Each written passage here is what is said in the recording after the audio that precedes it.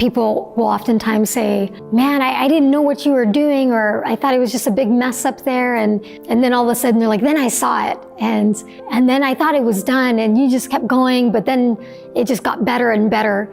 And so to me, that says so much about life.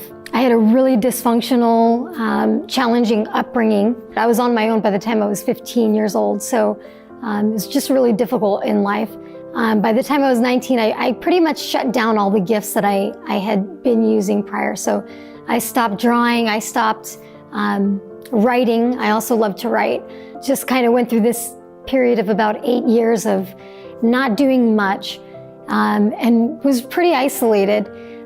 It led me to see one of my senior pastors, Dr. Alan McRae, who is a counselor and now a life coach. He began to walk me through this process of healing, and I just felt a lot of freedom. So I went home and started drawing again, and it was like my gift had never left. It had gotten better over those 8 years of not drawing.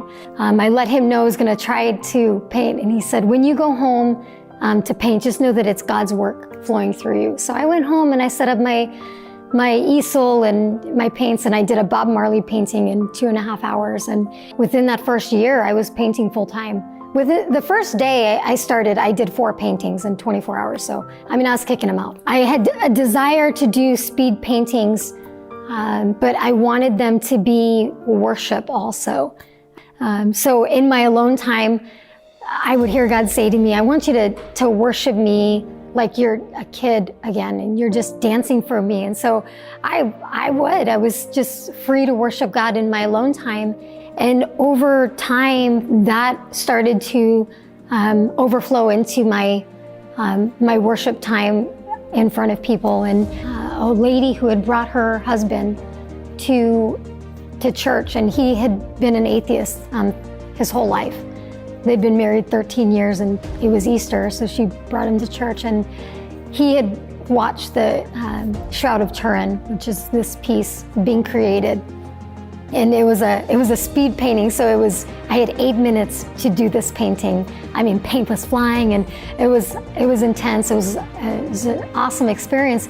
But he gave his life to the Lord that day, and he told his wife that in seeing that painting is what did it, that he had an encounter with God. So just incredible. It's incredible what God is doing right now through art. And for me, knowing where I've come from and what a broken life I've come from, and the incredible amount of healing and wholeness that I've had to walk through in my adult Christian life, and knowing what he's doing it's just so exciting. And I just want to be able to give that to other people as well.